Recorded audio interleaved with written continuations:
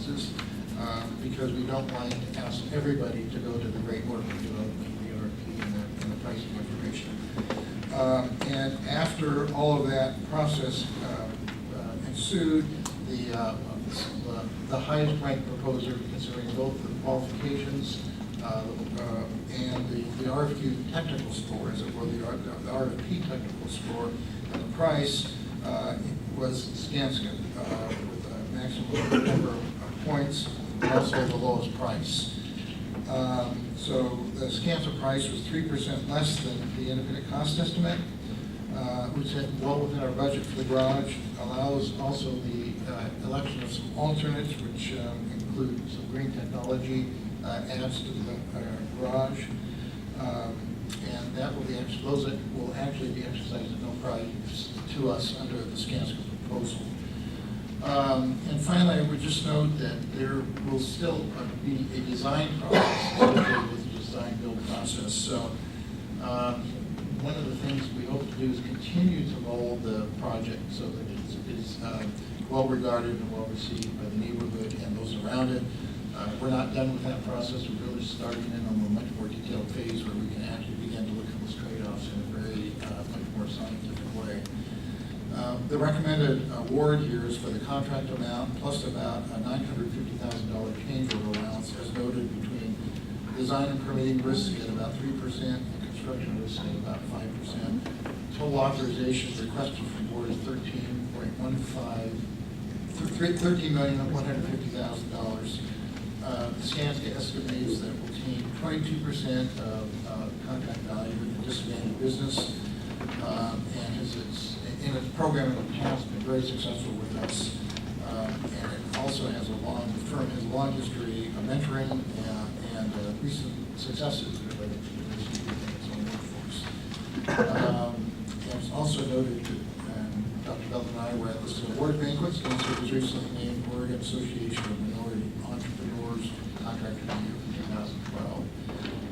But all in all, we had excellent participation. We're choosing from an excellent slate of contractors, and we followed the process very methodically and very methodical and transparent way. And based on that outcome, I recommend that award the contract to Skanska. And with that, we'd be happy to answer any questions. So does the board have any questions on this? Just for some clarity, Mr. General Manager, on the second page of this resolution, where it talks about the add alternatives 1 and 2, the electrical charging stations and the roof photo, whatever the rest of that word says. It's one of the big fancy words, you know. Solar panels. The solar panels is probably what it means, I don't know. But in terms of wanting to know, because of the electrical vehicles, and we're seeing in many different places, including grocery stores, that you have the charging stations. When it says here that we can add this without no additional cost to the contract price, a little bit more information on that, and what is the likelihood that we will take this alternative, because I'm sure the electrical charging is going to be a necessity for that garage. Well, on your latter question, the likelihood is 100%, because and what we were looking at is when you enter into these procurements, you first have no idea where the final price is going to be. So we always like to leave ourselves a little room to adjust if the prices come in high. And in that case, these options, if you will consider. Maybe we could put off the electrical charging for a period of time with a photovoltaic roof for a period of time. But what the pricing demonstrated to us is that we do have the capacity right now to do that, and to, really, if you will, pull a trigger on those two additional options at the initial award, and that would be our intent right now. So all the reason for breaking into the pieces was just to give us that flexibility in the case that the prices came out high. But we agree with you that the charging stations are going to become much more important in the future, and we're really looking forward to using the Portland Milwaukee project to demonstrate how to integrate those into our parking supply, and begin to also develop some cost history on that as well. With that, answered your question. Thank you. Other questions? Quick question in regards to just the pricing. I mean, Our independent cost estimate came in at roughly 12.5 million, a little over that. Skanska came in at 12.2, and Hoffman came in at 13.7. You know, as you look at that, sometimes when you see the price differences being that significant, sometimes you ask the question, did they leave something out? How confident does our team feel in regards to making sure that, I mean, Skanska is a big company, making sure that they got everything included, and we're not gonna see some change order in very short order once the project gets started? I've asked that very same question, and I've been assured that they actually have a very complete proposal, a very complete bid, and asked our project manager to look them in the eye and say, this is really it. And so, again, we have a very good history working with Skanska, so they've not, for example, they did the Rockwood station with us. So we have great confidence that the price is a good price. I guess I just make a comment is I'm just really pleased with the competition. The number of folks who participated, you couldn't have gone wrong with any of the top three that were under consideration. I think the most important thing to me is we learned from the Sunset Parking Garage that we actually want to have the ability to add additional floors of parking if necessary. And so thank you for doing that. Very much appreciated. So if there's no further questions then, do we have a motion to approve resolution 1305-37? Second. A motion and a second. Any further discussion? Okay, all those in favor of the motion to approve resolution 13-05-37 signify by saying aye. Aye. Any opposed? Hearing none, the motion is approved unanimously. Thank you very much. Okay, the next item is the item which I see there's a number of folks here who wish to talk on, which is resolution 13-05-38, which is a resolution for adopting the fiscal year 2013-2014 annual budget, appropriating funds and changing its basis of accounting. And I had 14 before. Now how many do I have? About 19 folks who have signed up to testify on this particular issue. So what I'm going to do is ask the general manager to give the comments, and I think what we'll do is have the public comments first, then we'll get into questions. Does that sound okay to that board? Okay, good. Please, Mr. President, stress the 3-minute mark on this board, since we have You bet. 19. You'll help me on that one too? I'll help you on that. All right. Mr. Board, President, members of the board, again, I'd like to have Dave come up and help us through this, but I did want to just provide a few highlights of this fiscal year 14 budget. This, as I sort of noted from the outset, this is a budget that allows us to fix what we have, pay what we owe, and it's good for riders. It provides fiscal stability, and it provides improved service reliability, and indeed improved service. Highlights of the budget include adding $2.1 million in bus service fixes, and it begins to implement and follow the recommendations of the West Side Service Enhancement Plan that we just concluded in Washington County. It accelerates bus replacement. 70 new buses are coming beginning this month through the fall, and it will be added to that another 60 buses from this budget as proposed to be delivered next spring. I mentioned earlier, associated with contract actions, the State of Good Repair, which is again a program to begin to improve the reliability and focus on the reliability of the rail system, and allows us to begin to make some of those investments in rehabilitation, not just maintenance. There is no fare increase associated with this budget. We continue the low-income fare mitigation program. The Portland-Milwaukee project is funded, no new general fund dollars this year. One other item that I just wanted to note that we haven't really talked about in public session prior is related to operator break in restrooms. We certainly recognize the need for safe restrooms and that we have some locations right now that simply don't measure up. The recent safety incident in Southeast Portland indicated that to us. You should know that we do have an ongoing program to improve these facilities over a period of time, but with this recent issue, I recognize the need to accelerate this program. So within existing and current resources, we will reallocate as few elements of our capital program to do just that. So, for example, we do include in this budget new restrooms, permanent restrooms that will be constructed at Milwaukee Transit Center and at Flavelle and 92nd. You should know right away that on June 2nd, the Decom Triangle layover will be moved to 2 alternate locations, so we'll be fully out of the Decom Triangle area with a new sign up. But we continue to focus on finding a permanent location off-site that would be available for lines 8 and 17 in that area, and so the budget allows us to advance that program as well. And then for those areas where we have actually, I think there are just 4 portables remaining or thereabouts, and what we will do in the short term is improve the fencing, security, and lighting around those so that they are actually a much safer area, but they are on a long-term program that we will advance as quickly as we can to actually create permanent facilities. As you well know, not everything can be done at once, but we do want to advance this as quickly as we can because we know how important it is. And we have been on that program for a while. Also just wanted to note that related to public outreach, if I wanted to summarize what I've heard from our riders and our customers, is everybody wants more and better service. Since February, Trimet staff and I have been actively engaged in a number of public outreach meetings. We started with the General Manager Budget Task Force, which I reported to you earlier. But our philosophy this year has really been to go out and meet people where they are in the counties, convention centers, in many stakeholder meetings, and meeting separately with different groups. We have met, as our calculations tell us now, 1,900 different stakeholders associated with this, and 150 different venues around the region. So this has been another good effort to try to reach out and hear from our riders and customers. We've also been able to meet with a number of business organizations, social service providers, schools, and other our jurisdictional partners, which are always part of our outreach effort. We add in the email and social networking, the numbers go to about 41,000.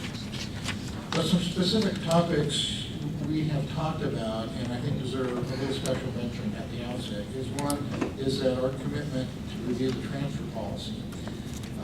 We are using updated data to analyze the transfer issues, any pricing changes associated with cost differences associated with it, how the impacts, how those impact translate to different segments of our community, and we promise to provide that information to our community partners as well as the board by the end of June.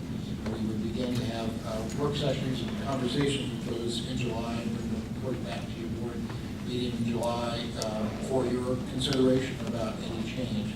I just also note that that's being facilitated, if you will, by our gradual implementation of the ticket printers on buses.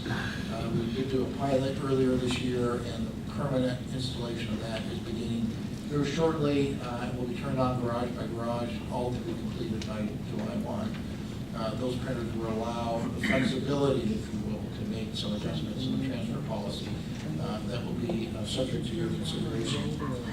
I'd also note that the Portland Public School Youth Pass has continued for 1 more year with a partnership with the City of Portland and Portland Public Schools. But also comes with a commitment to look at the sustainability of that program and the equity of that program over the long haul. And we'll begin that very shortly with our partners, and also need to begin to invent the process whereby we make sure we circle back with the stakeholders on that in many different venues. I also would just note that we are still, as you well know, underway with union contract negotiations, or hope to be underway with union contract negotiations. The status of the ERB appeal of last July's arbitration decision is really critical for our ability to maintain the kinds of improvements we see in this budget moving forward. With that, I would also note that we have also committed to review non-union compensation. We'll be doing a process that looks at total compensation, recognizing that we have some very different benefit tiers related to our non-union employees that need to be considered along with salary. And we will look to bring that back publicly in these sorts of sessions for your discussion and your evaluation.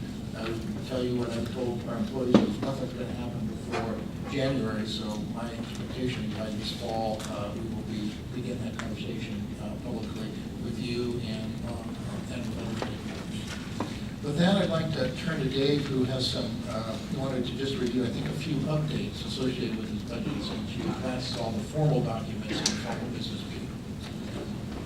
So I did want to start with the updated forecast that Board Member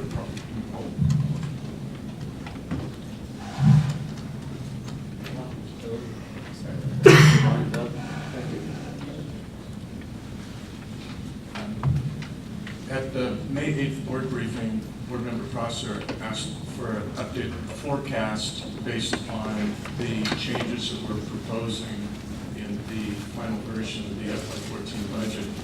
We have done that, and we did provide that in detail to Board Member Prosser.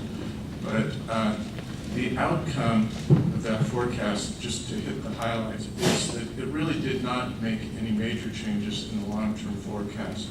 It has a small impact in FY14 and FY15, but longer term, there was very little change. The forecast does continue to show that we, based on the July 12th arbitration decision, have about 4 to 5 years of financial stability, but over time, the growth in medical benefit costs and the increased number of retirees does grow significantly faster than the growth in payroll tax and continues to show that imbalance in out years. I did want to highlight the major changes in the forecast that for the FY14 budget. First, in the payroll tax, that's the largest change that we're proposing. And based on an updated Eco Northwest forecast, this is the same information that we shared with you on May 8th at that public briefing, but they've lowered their growth rate assumption for FY14 from 8.7 to 6.8%, a reduction of about 1.9%.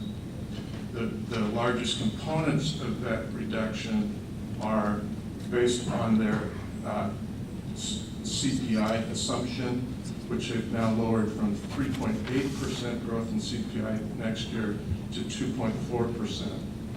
And the balance of the adjustment is a slower employment growth than they had initially forecasted, moving from 3.4 to 2.8%. In total, tax revenue, including self-employment, state and lieu now are forecasted to be about $6 million less than we had forecasted for FY14 in the initial version of the budget. The fair revenue assumption stays the same. It's a ridership growth of 3.3% with over a 5% growth in revenue due to the full year implementation of the September 12 fare increases. And that operating grants, our third largest revenue source, the assumption stays the same, that MAP 21 is fully funded. I wanted to speak to three major expense categories briefly. First is pension funding. In FY13, we had, at the beginning of the year, we had an unfunded actuarial accrued liability of $304 million. In this current year, we're funding $12 million of normal costs. That's the cost of benefits that are earned during this year. That's being funded. And we're funding an additional $30 million towards paying down the unfunded liability. In FY14, the budget assumes again, and we will pay the $12 million of normal costs again, but we've increased the contribution to paying down the unfunded liability from $30 to $37 million. This increase in pension funding is significant. It should, based on even using more conservative actuarial assumptions than we currently use, using a 7% assumed rate of return. There's obviously a lot of moving parts with this, but that we should be fully funded in approximately 15 years. Concerning OPEB liability, the other post-employment benefits is primarily medical benefits. We just this week or last week received an updated actuarial evaluation that takes into account the July 12th arbitration decision that reduced or replaced the region's $5 copay insurance plan with the 90/10 plan that's in place right now. That change reduced our OPEB liability from $901 million to $852 million. So, given the size of the OPEB liability, reducing the liability, the focus needs to be going forward that we continue to reduce the liability by reducing our cost of benefits and bringing the pay-go obligation down to a sustainable level. If we were to try to fund fully fund that OPEB liability, it would have a devastating impact on riders, both in service reduction and fare increases. The third component I wanted to speak to on the expenditure side was diesel fuel. This is one that Dr. Bethel had discussed on May 8th. We are lowering our diesel fuel budget assumption from $3.40 to $3.30 a gallon, which reduces our total expenditures for next year by about $600,000. As Dr. Bethel correctly pointed out on the 8th, one of the reasons we can take a more aggressive assumption related to diesel fuel is that we have incurred savings in diesel fuel of about $2.1 million over the past 2 fiscal years, and that those savings are available to be drawn on if we need to, if diesel fuel costs are higher.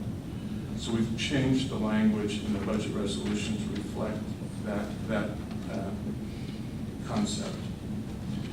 So finally, I just wanted to highlight how all this impacts fund balance, and particularly relative to the board's policy about fund balance. In the approved version of the budget, we had $107 million of unrestricted ending fund balance. And in this final version, that's reduced to 102.5. Stating this in months of operating expenses, as the policy does, we're going from 2.62 months of operating expenses to 2.52 months of operating expenses. That would be the ending fund balance at the end of FY14.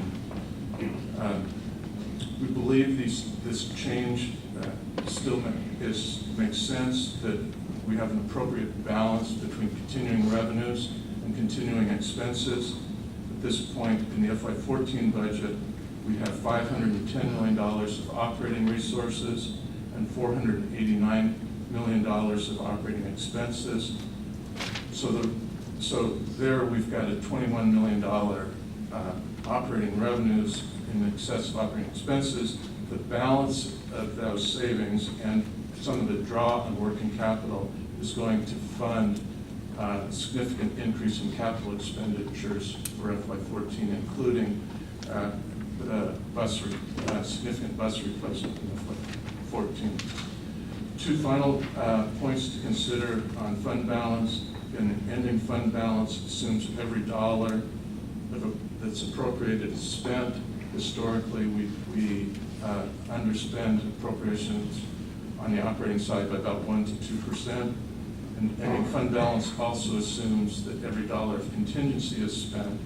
And so that this year we have $14.7 million in contingency. There are no earmarks for that contingency at this point, but it would be available then as additional things come up during the fiscal year. That are my comments. Would you like to have some questions now, or wait till we go through the public hearing and have Dave come back up? Okay, let's get right into the public hearing then, all right? So as I said, we have 19 people that are signed up for this item. We all want to hear from all of you, but as you also heard 19 folks, so we're going to limit testimony to 3 minutes. We do have a timer. You are give us the lesson real quickly on the timer. At 30 seconds, the green light will be, you'll get a sort of yield yellow, and then for about 30 seconds, 25 seconds, and then when it's red, you're done. When it's red, I'm going to remind you to wrap up your testimony quickly. If not, hopefully I'll call on the next person to testify. All right. So with that, I'm going to call you up 2 at a time. The first 2 are Osco Solario, and Vivian Satterfield.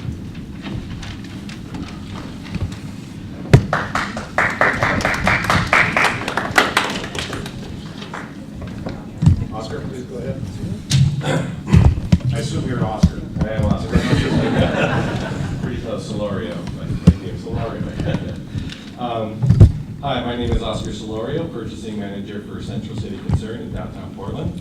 I'm in charge of procuring the reduced fares for Trimet through the Low Income Mitigation Program. Central City Concern serves single adult and families in Portland metro area who are impacted by homelessness, poverty, and addictions. And since its inception, we have purchased more than $35,000 in discounted fares. Transportation is a critical step to helping adults and families living in poverty. Due to their homeless or very low income status, they often have no other transportation options to get to critical employment appointments, jobs, and/or medical appointments. In addition to purchasing discounted fares, Central City Concern will also receive $22,500 worth of fares through the Access Transit Fare Relief Program. These fares benefit 3 of our most vital programs and are critical to their survival.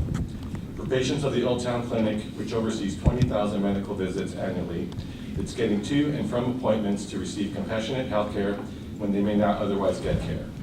For clients of the Recuperative Care Program, once their health and situations have been stabilized, it provides stability knowing they can get to and from medical appointments, training, and employment, the resources they need to become self-sufficient. For clients of the Employment Access Center, a one-stop employment resource center, job seekers can attend these classes in resume writing, interviewing, and computer skills, and not have to worry about how they're going to get to an interview or their place of employment. Thank you, Trimet, for creating this program and for its continued funding in the coming budget. I would like to add that our accounting department is a lot happier since the low income mitigation program has been in place. Instead of each department having to purchase fares separately, which resulted in having to cut multiple checks on a monthly basis, I maintain